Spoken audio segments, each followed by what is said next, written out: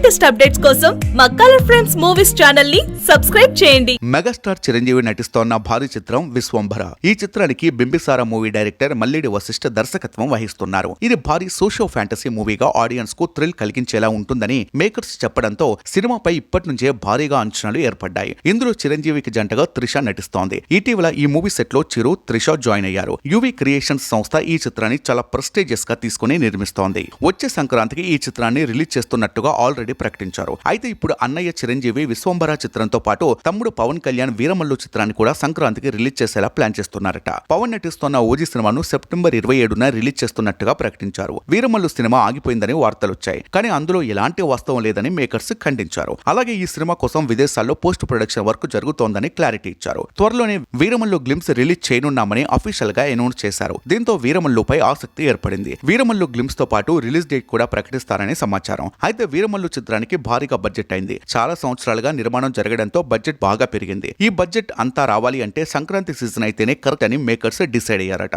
అందుకనే వీరమల్లు చిత్రాన్ని సంక్రాంతికి రిలీజ్ చేయాలి అనుకుంటున్నారట. దీంతో సంక్రాంతికి అన్నదమ్ములు చిరంజీవి, పవన్ కళ్యాణ్ ప్రేక్షకుల ముందుకు రానున్నారని ప్రచారం జరుగుతోంది. ప్రచారంలో ఉన్నది నిజమైతే సంక్రాంతికి వీరమల్లు వస్తే బాక్సాఫీస్ దగ్గర పోటీ మరింత ఆసక్తి మారుతుంది. మరి ఇది నిజమా కాదా తెలియాలంటే కొన్ని రోజులు ఆగాల్సిందే.